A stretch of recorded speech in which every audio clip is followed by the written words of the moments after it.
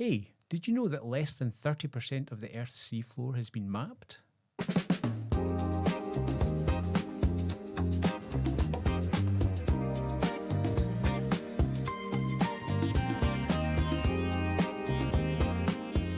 Welcome to Hey Did You Know, a podcast from Auckland University of Technology.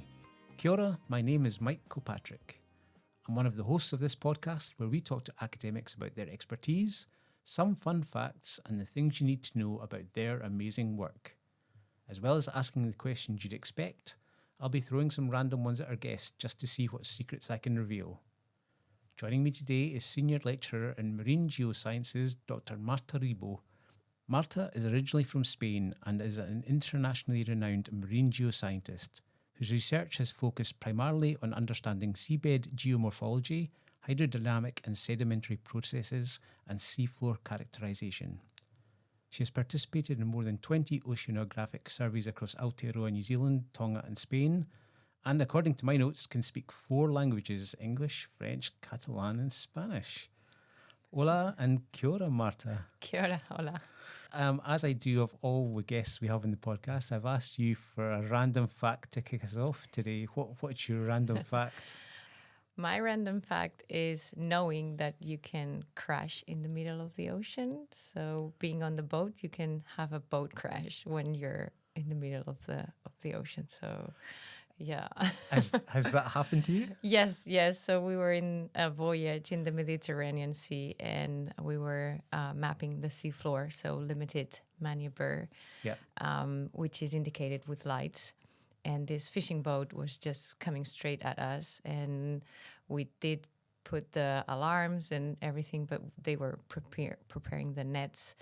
So nobody was at the breach and nobody could hear us. So at the end, we couldn't turn in time because we were doing limited maneuver operations. Yeah. So we end up crashing. And the worst part was for them because it was much smaller. Yeah. But it's something that you do not expect that could happen to you in the middle of the ocean. So random fact, there's crashes. Yeah, except in maybe really heavy fog, you'd expect people to be able to see, Yes. Oh, there's another boat. I must try and avoid it, right? Yeah. What brought you to Aotearoa, New Zealand in the first instance? Why, or how did you end up at AUT? So New Zealand has been always a focus of marine geoscientists. Even when I was doing my PhD back in Spain, I was reading papers from here, from researchers based here. So it's been always a place which I would consider a really great place to develop my career and progress in my research. So finishing my PhD, I went first to Australia. I didn't have anything, but my husband had a job there, so I just decided to go with him. Yeah. And then after a few years there, we had the opportunity to move to New Zealand, and that was in 2019. And I developed a project, and I started at the University of Auckland first. But then when I finished this 2 years project, there was a job opening here at AUT as a lecturer. And so I thought, maybe that's a good opportunity to continue my research, but also jump into the teaching path as well. So combining both. And since 2022, I've been here at AUT. I'm now senior lecturer, and my teaching is focused more on the marine science space. We have a marine science program at the School of Science. Yeah. And I've been enjoying the teaching so much because I can go out with my students and teach them how to operate different instruments to measure different parameters in the ocean, which is always super fun. So teaching not limited to just being in a lecture room, right? So, yes.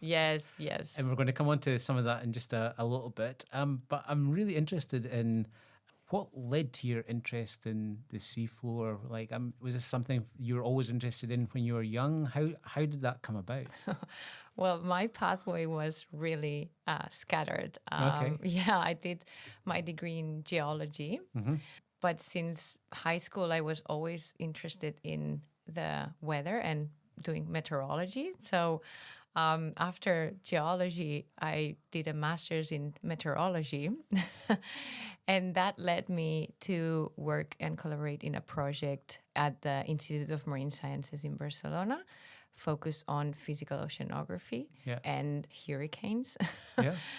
But that was like very physics focused, and I was missing the geology part of my past. And then I met a marine geoscientist, and he invited me to a voyage. And then I just realized that everything was combined in this field. So all the physics that are dominating the atmosphere, they're actually the same physics as they dominate in the ocean. Yeah. So having that understanding as my background and having my geology background as well, it was really well combined in marine geosciences. So I found my happy place studying the ocean floor.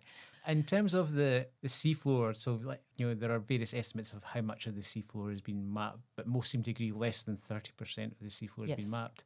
Is that part of what makes working as a geoscientist exciting? Because you're discovering new things when you're out there mapping, right? Yes, absolutely. Every time we go out there and we map, and even we go with underwater cameras, we see something that it's probably the first time it's been seen and explored by a human. So it's very exciting to go out there on voyages every time it's possible. Do you think the public understands the importance of the ocean floor? So as I understand it, there's a lot of sequestered carbon dioxide in the ocean floor. Do we understand how important it is to life on Earth? I think we're starting to understand that, and most of the work for that is the outreach of our research. So that's a very important aspect of it, to get to the general public, for people to understand the importance of the ocean. I tend to think that we don't understand what we don't see. Yeah. So I think that's part of it, because it's down there, we don't see it, then we don't, it's unknown, and more than 70% it's unknown. But we're getting there, and I think it's important to keep that momentum of being very present on the outreach and the dissemination of our results, and making it accessible. Yeah. For everyone. Would it have a real impact on climate change? If seafloor continues to be disrupted, and would that have a real impact on climate change, in your opinion? We think yes. So the ocean is the big system that help our planet to be balanced. It helps our climate to be what it is right now. It helps balancing the warm and the cold air, the warm and the cold water. So the transport of cold and warm waters relates directly into the temperature that we have. Yeah. And so it is like the most important part of our planet. We are starting to see the effects of the impacts on the seafloor, because until up now, and it's still unknown, but we can see there's a lot of carbon being sequestrated in the seabed. So of course, if we keep disturbing that with bottom trawling and other activities like anchoring, then all this carbon can be released together with contaminants. We still don't know the exact quantity or the impact of that, but there is a potential impact for this carbon to be released up into the ocean, which can then be transmitted to the atmosphere and then affect our climate. So everything is interconnected. We are getting more into the side of how much is the impact, but there's still a lot to do. You mentioned anchors there. I know some of the research you've done has been on the effect of anchors on the seafloor, and I think around New Zealand and in Northland as well as Auckland. Can you tell us, what are you seeing from the impact? And I guess this is anchors from big vessels like cruise ships and that kind of things, rather than people just out in their boats at the weekend. Yes. What are you seeing of the impact of those anchors? So the impact that we've seen on anchoring of big cargo and cruise ships, this is our research is focusing on. We see that it has a similar impact than bottom trawling, and I'm just making this comparison because I feel like bottom trawling is now well known that it has an impact in the ocean. Yeah. Anchoring has a less spatial impact in terms, it's a much narrow space in which ships are anchoring, if we consider the whole ocean. Yeah. But the impact or the disturbance, it's similar. So the scouring in the seabed can be up to 1 meter. Yeah. And the volume of sediment that can be mobilized during an anchoring operation, it's equivalent of one Olympic swimming pool. Okay. So that's a lot of sediment, and not only the sediment, it's disturbing all the organisms living there, and as we mentioned before, all the carbon that can be stored in that area, as well as any contaminants. And because these ships are mostly anchoring in port areas near big urban settlements, there's more likely to be pollutants being accumulated in this area. So every time a ship anchors, it can be releasing these contaminants into the water column. Yeah. I think I read that those anchor scars, I think in Wellington, it's like 15 years later, they're still showing damage from those scars. Yes, we did recently, a couple of years ago, an experiment looking at what exactly happens during an anchoring operation. And so part of this experiment was to remap the seafloor area in which we were going to anchor. Yeah. The first map was conducted in 2009.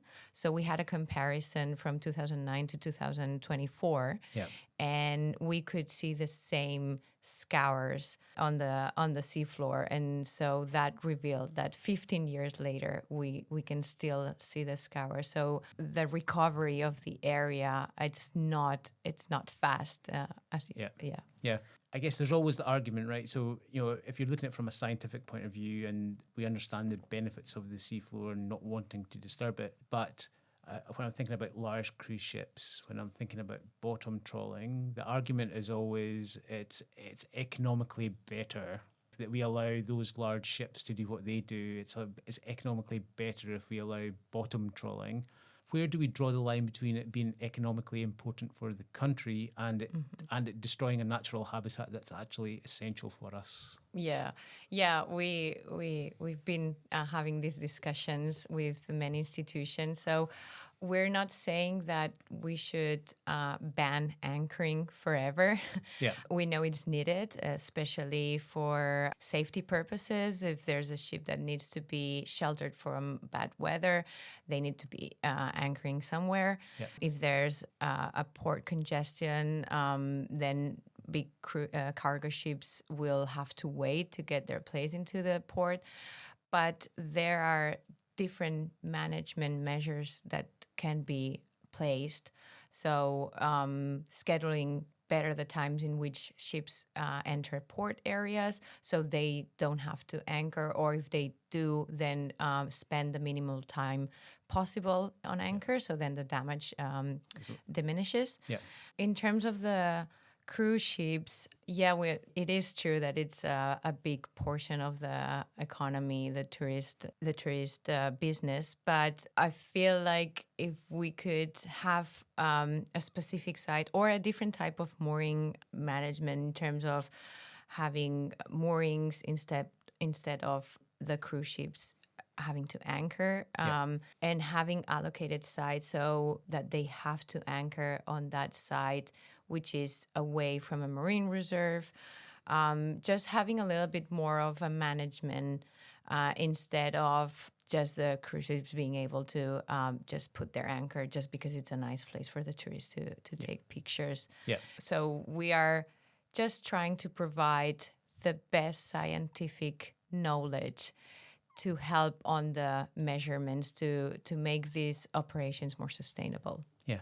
We also talk about disruption to the seafloor, but actually we've also seen disruption to sea life and mammals. I think previous research showed that cruise ships visiting Aotearoa harbour could have been responsible for changing behaviour of Hector's dolphins in the area. So it's not just the seafloor it's disturbing as well. It's also potentially disturbing dolphins. Life, in general. Yes, definitely. This was a research that was conducted a few years ago. And it's related to the noise pollution of this anchoring operation. So all these mammals or big animals that are living in the ocean, they communicate through ultrasounds. And so if you are making a lot of noise interfering those communications, then they don't feel comfortable anymore just hanging around. So we, in part of our research in Wellington, we were also monitoring the noise that is related to the anchoring operations. We're processing that data, and hopefully we have a better understanding of the frequencies that are affected by these operations.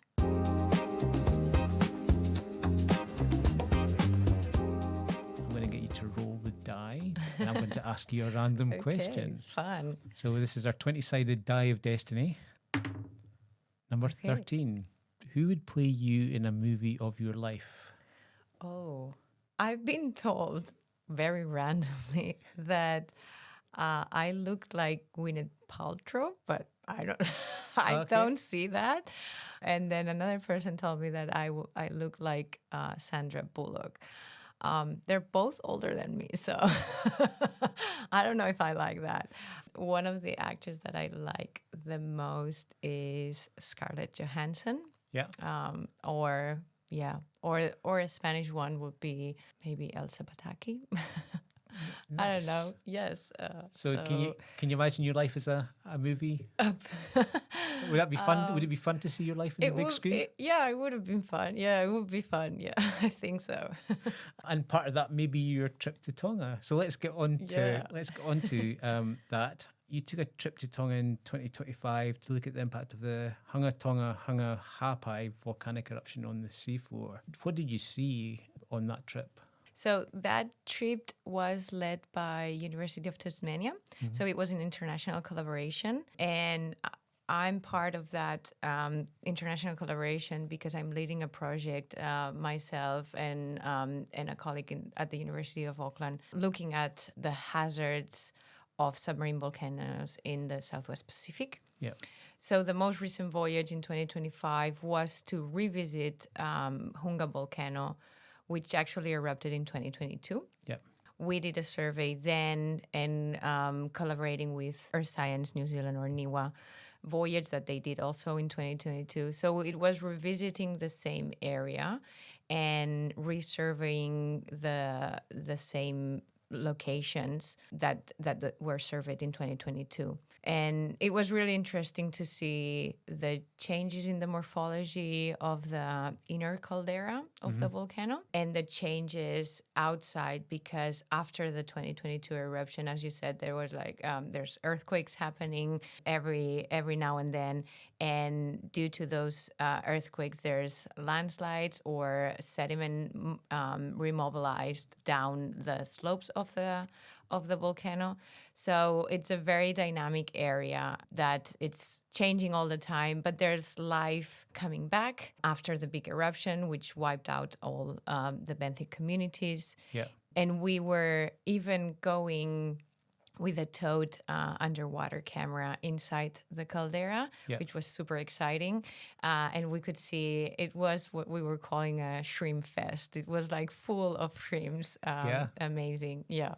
I heard you talk before about the seafloor collapsed about nearly a kilometre deep in the caldera from the eruption. Yeah, so before the eruption in 2022, there were previous eruptions, but never as big as this one. This was categorized as the most explosive volcano eruption in the last century. Yeah. So what happened is that the seafloor was at 130 meters water depth, more or less. Yeah. And when surveying the caldera of the volcano after the eruption, the seafloor was down to 850 meters. So it was like a big sink of the seafloor, a big hole that was created. But we know it was even deeper because we have sub-bottom profile, so information of below the seafloor. Yeah. That is showing that around 100 or 150 meters of accumulation of after eruption material in the caldera itself. So it went from 130 meters down to almost 950 meters water depth. So there's a big hole. When you're doing this survey, like what are you hoping, as well as getting an understanding of what the seafloor looks now and how it's changed, what are you hoping to do with this analysis? What's the end goal of this kind of research? So because these natural processes or hazards or events happen, we can use them as case studies to be better prepared if another eruption like this happens. Yeah. So the Hunga volcano is located in Tonga, which is located almost in a straight line from New Zealand, following the Kermadec Tonga arc. Yeah. And along this arc, there's more than 80 submarine volcanoes. Using the Hunga example, we are aiming to study which could be the next potential one to erupt along these 80 submarine volcanoes. So the more information we have, the better we can understand. And having time series of the seafloor allows us to understand better the collapse mechanisms of the seafloor due to these eruptions, how the seafloor changes, how much material will be mobilized, and so the indirect or like the consequences of these eruptions, like the triggered tsunamis and all the material going to the atmosphere and the dense flows that come out from the volcano and can change the seafloor morphology. What are the consequences of those? So any consequences of this natural hazard will be used to be better prepared if another of these 80 volcanoes, submarine volcanoes, erupts. Yeah.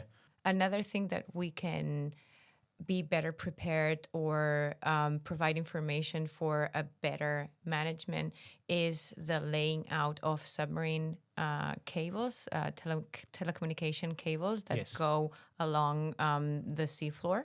2 of the Tongan cables were destroyed because of this eruption, the domestic one and the international one.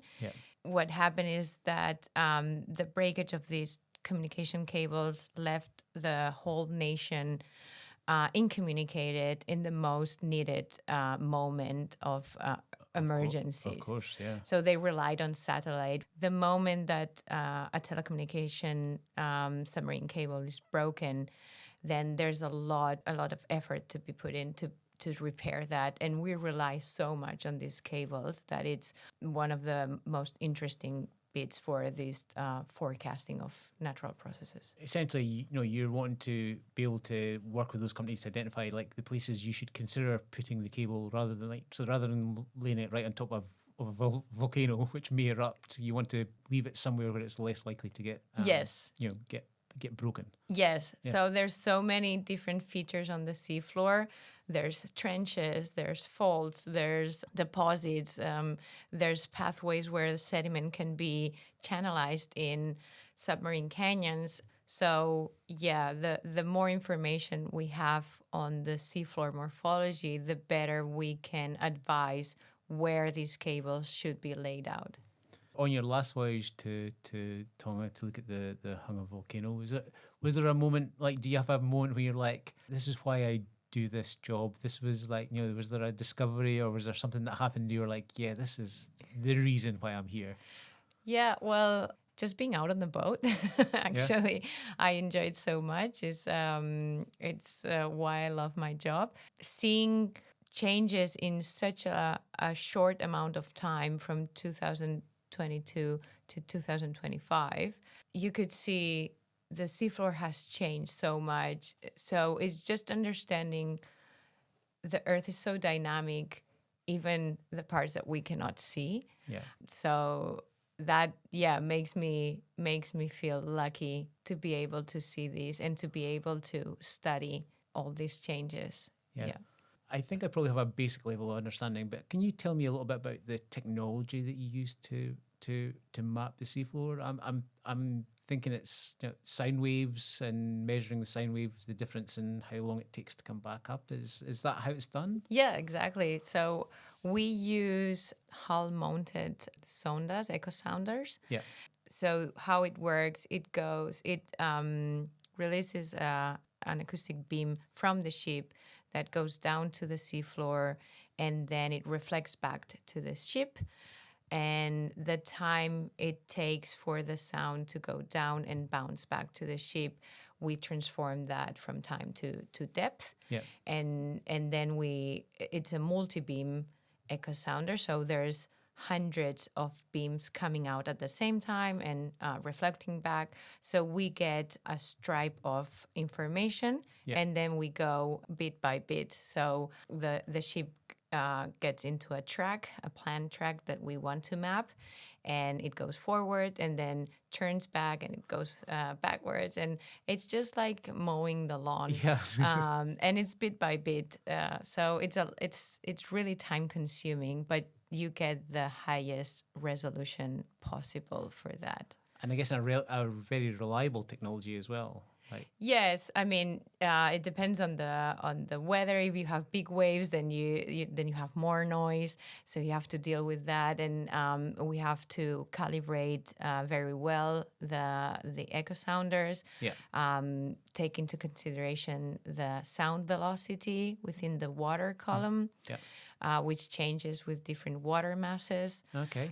So we calibrate that. We have to calibrate as well with the tides.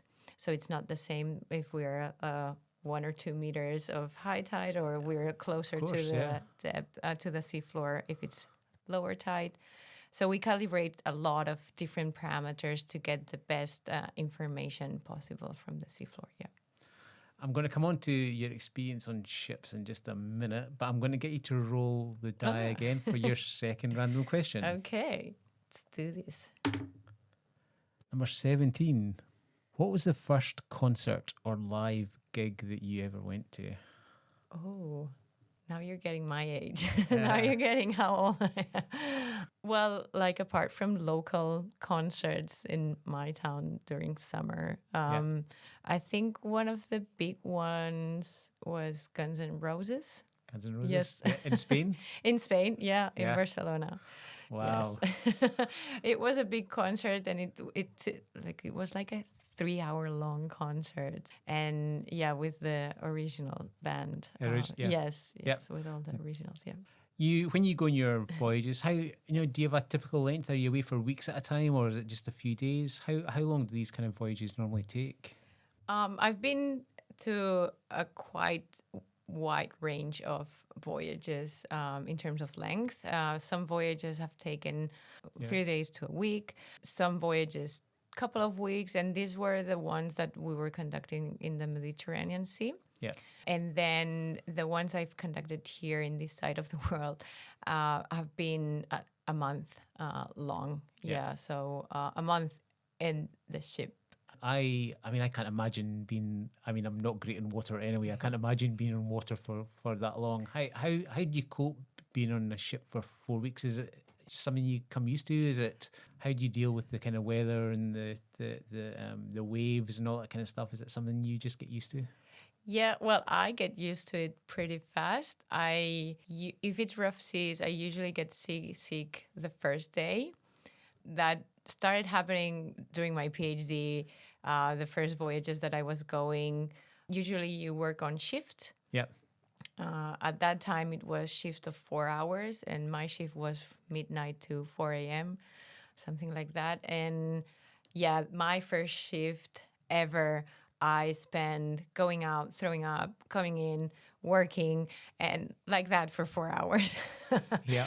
That happened to me once and never again. So I think I got used to it. And so now if I get seasick, it's usually the first day the first few hours, and then my body just regulates and just adapts pretty quickly. Yeah. And then I can stay for weeks or for a month. You don't take anything like some people have, like ginger and all kinds of weird things. Well, yeah, usually you get ginger slices as snacks, and so I get those, but just because they feel good, but not because I'm feeling seasick or anything. And I don't like taking tablets or anything because it made me sleepy and not being able to focus.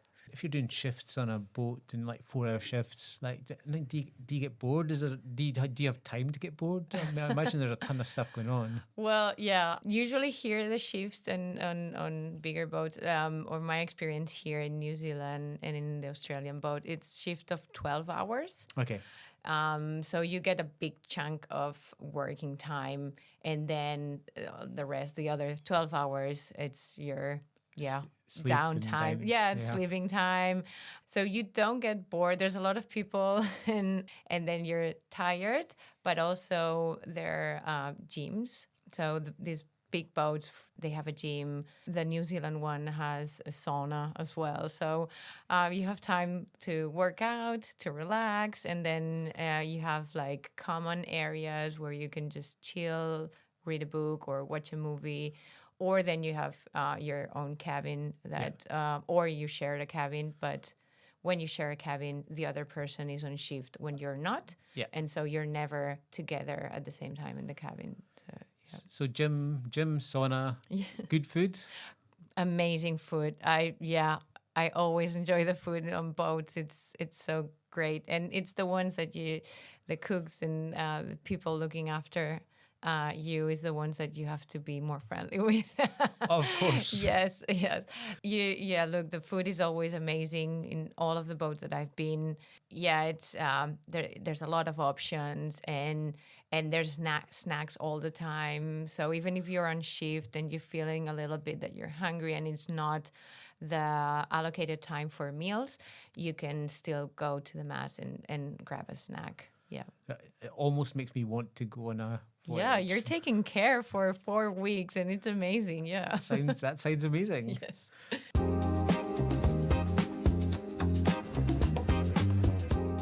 We talked a little bit about bottom trawling earlier on, just in terms of the impact it has on the seafloor. I'm wondering, do you pick up things like plastic pollution when you're doing your mapping? Is that something that you see and you've seen an increase of?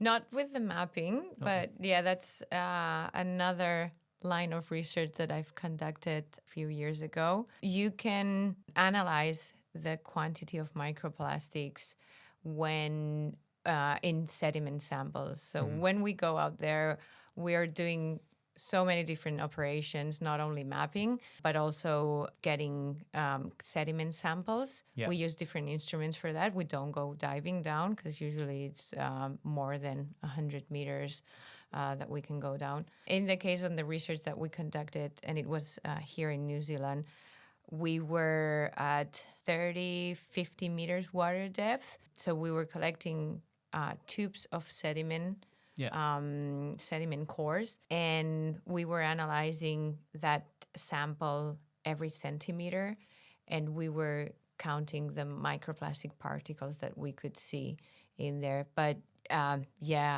microplastics are everywhere, unfortunately, everywhere in the world, from Antarctica to the Everest, and they've been found in the air as well. So they are definitely microplastics in the bottom of the ocean accumulating down there. Yeah. Yeah. And I guess it's, again, it's unseen. We don't really think about it, and yet we're potentially having this massive impact on marine life. And I'm guessing you're getting a pretty accurate reading of how it's increased over time with the core. Like, what are some of the things you've found when you've analysed cores from New Zealand? Are there any kind of interesting things that you're like, you weren't expecting, or it confirmed what you'd hypothesized? Well, we were wanting to think that we wouldn't find any microplastics. That would have been the best outcome.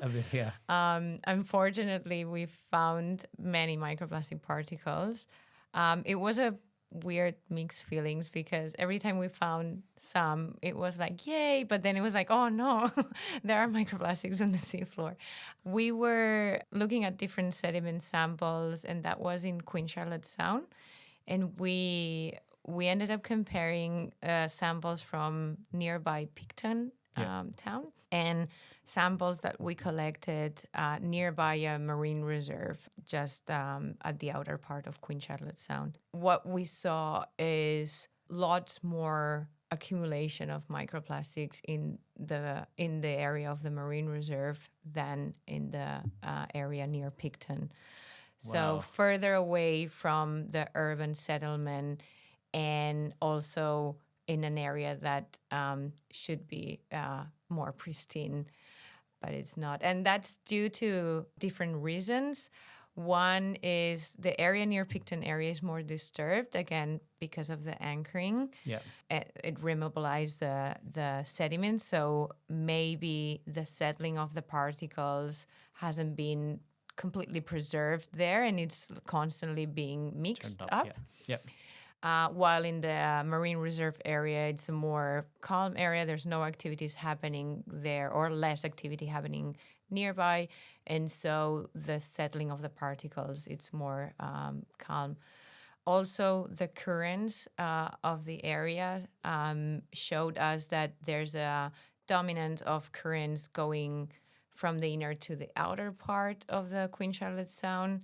And so the area where we were sampling, it was in the middle of the pathway of the currents, the bottom currents near the seafloor. And so it could be that most of the particles were being transported into that area, and then the energy drops, and so the particles have it's more easily for the particles to deposit in that area. So it could mean many things, but it's not great to see that many more particles are accumulating near a marine reserve rather than near the coastal area. And this feels like it's like a ticking time bomb. I presume we don't actually understand very well the impact of those particles on the wider kind of sea life and stuff at the moment. It's probably still a lot of science to be discovered, but you're right, it can't be a good thing that we have these microplastics in this area where we're wanting to protect things. Yes, definitely. So in this area in particular, but in many areas in the ocean, there's a lot of organisms that live in the sediment water interface, in between the water and the sediment. And they get out of the sediment to feed. These are called the filter feeders, like mussels or scallops. And so all these organisms will just filter whatever is in the water. And if there's microplastics, they will be filtering microplastics as well as nutrients. But then as any other particle in the water, it will degrade. And so a microplastic particle degrading into the ocean or into the sediment will release toxins from the polymers that are made of. And so the effects of these toxins are still under research. We don't know exactly what's that. There's been some discussion saying that, microplastics can be used for animals as a place to live, but it's an artificial particle, so it's not great, actually. It's not good. Well, we have one final question we ask of all our guests as well, and that is, what's the best thing about your job? Best thing about my job is that no week is the same. So every week is different, and I have always things to look for, to aim for, and I feel like that's the most exciting thing for me. Do you have another voyage coming up soon?